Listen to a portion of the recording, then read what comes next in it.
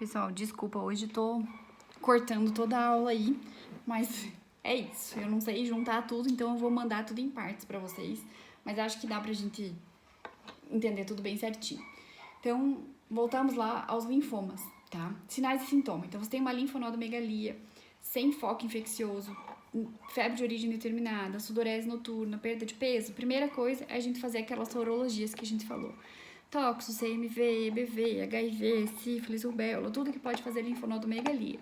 Se vier positivo e tiver tratamento, você vai tratar o que apareceu ali, né?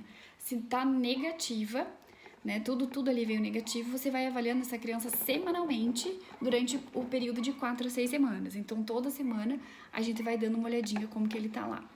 Junto com as sorologias, o que a gente não pode esquecer é o hemograma e o VHS. Então, mesma coisa, tá normal, a gente vai reavaliando, e tá alterado, 2 ou mais alterações. Então, tem anemia, leucocitose ou leucopenia e plaquetopenia. Aí, se tiver sintoma mais alteração laboratorial, a gente encaminha para o oncologista, tá? Tô reavaliando essa criança, tá tudo normal os exames, tudo bonitinho, mas ela persiste com esse linfonodo grande, maior que 3 centímetros, fixo, ou tá crescendo, crescimento progressivo, não tem dor, não tem sinal inflamatório pra gente pensar alguma infecção, aí a gente faz acompanhamento desse paciente. Às vezes, nesses casos aqui, mesmo com as sorologias negativas, a gente acaba pensando que pode ser, às vezes, só uma linfadenite, que pode ter feito alguma infecção bacteriana secundária. Então, a gente está autorizado até a fazer um antibiótico empírico. Aí, a gente tem 2 opções. A gente pode fazer a amoxicilina clavulanato, ou a gente pode fazer cefalexina, ou a gente pode fazer a amoxicilina com clavulanato, que são os que pegam os germes mais comuns ali de pele, que podem fazer a linfadenite também. Então, em geral, a gente está autorizado a fazer um antibiótico nessas reavaliações clínicas aqui que a gente vai fazendo desse paciente, tá? Você tem uma linfonodomegalia supraclavicular ou em local não habitual, encaminha imediatamente para o serviço de oncologia. Paciente com linfonodomegalia e dispneia, você vai fazer o raio. Se tiver massa mediastinal, é emergência, você vai encaminhar imediatamente esse paciente, vai internar ele para um serviço de oncologia pediátrica e vai fazer essa investigação desse tórax. Aí aqui são 2 tumores que são completamente diferentes, mas que eles se assemelham em uma coisa. Os 2 fazem massa abdominal. Então, a gente tem os tumores de Wilms, que são os nefroblastomas, que é o tumor renal maligno mais frequente na infância, tá? E o neuroblastoma, que também é um tumor sólido extracraniano mais comum em criança, e os 2 fazem massa abdominal. Então, a diferença de um e de outro é que aqui o nefroblastoma, em geral, a criança é completamente assintomática. Então, é o pai que percebeu aquela massa abdominal durante o banho, ou então o pediatra que apalpou essa massa durante o exame de rotina, que o pai não tinha queixa nenhuma. Então, em geral, os tumores de Wilms são aproximadamente 7% das neoplasias das crianças, é o tumor renal maligno mais frequente.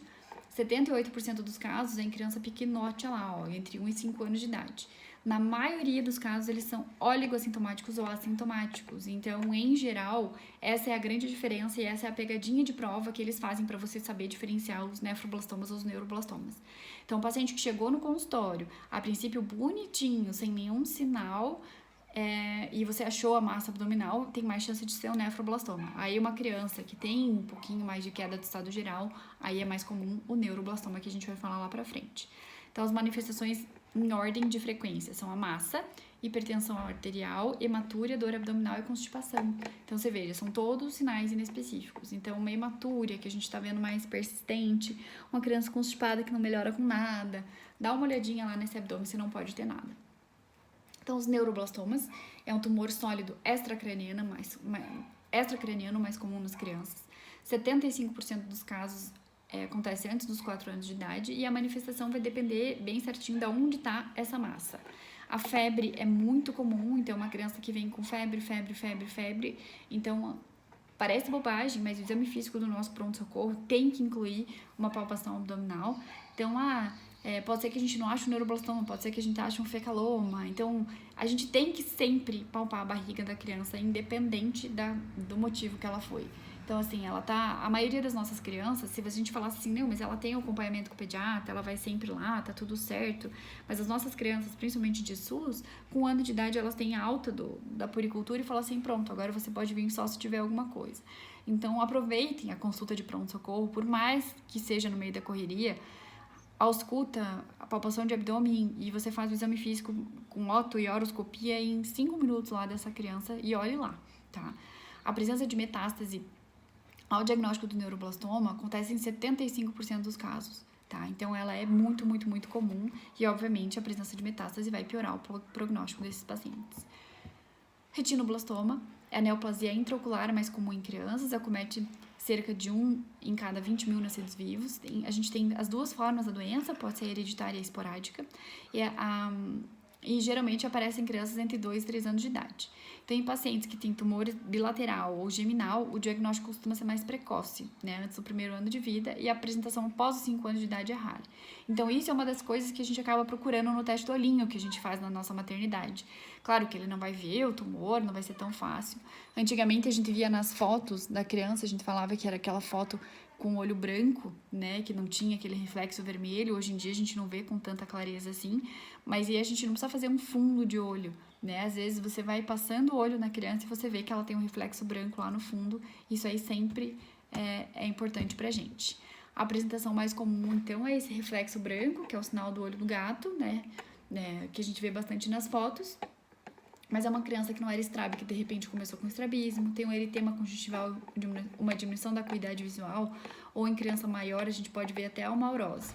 A metástase mais comum é para o sistema nervoso central, então, em geral, quando tem cefaleia, irritabilidade, anorexia, vômito, aí já está associado à metástase. O retinoblastoma mesmo não dá tanto sintoma assim. O teste do olhinho, então, faz um rastreio. E aqui é importante a gente ver que quando a gente tem uma história familiar positiva para um retinoblastoma, a gente tem que fazer a oftalmoscopia semestralmente. Então, a criança que nasceu, o ideal é que a gente já encaminhe ela pro oftalmologista até os 2 anos e meio de idade, que é onde a gente vê a maior incidência lá desses tumores. Voltando sobre as massas abdominais. Então,